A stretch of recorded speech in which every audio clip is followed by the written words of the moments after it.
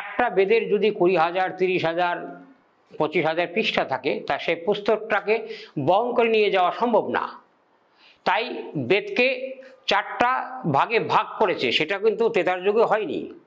এই দাপর যুগে ভগবান শ্রীকৃষ্ণ এসে ভগবান ব্যাসদেবকে দেখান। ভগবান ব্যাসদেব তিনি বিষ্ণুরই অংশস্বরূপ রূপে পৃথিবীতে অবতারী রূপে, মানে উনি অবতার নন, অবতারী রূপে জন্মগ্রহণ করেছেন। ভগবানের অংশস্বরূপ তিনি জন্মগ্রহণ করেছেন এবং হিন্দু ধর্মের সংবিধানকে সংশোধন করার জন্য পৃথিবীতে তাকে আনা হয়েছে, সে এসছেন।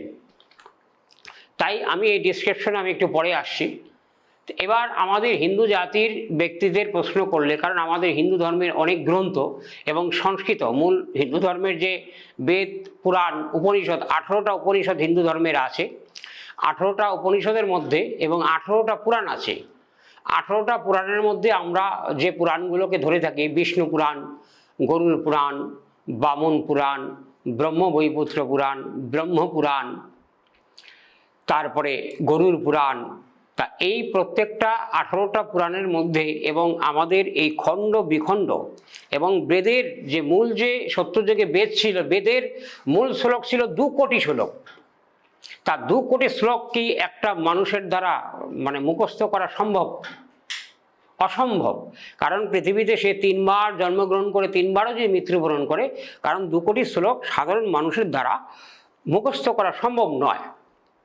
তাহলে কি আগেকার ঋষি মুনি ঋষিরা তারা কি মুখস্থ করতেন না? হ্যাঁ, করতেন। তারা বেদের বৈদিক মন্ত্রে তারা সাধনায় করে সিদ্ধি লাভ করতেন।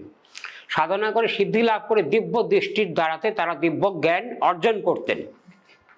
আমি যে কথাগুলো বলছি খুব সুস্থ মস্তিষ্কে আপনারা যদি শোনেন এবং এই জ্ঞানটা আপনারাও অর্জন হবে।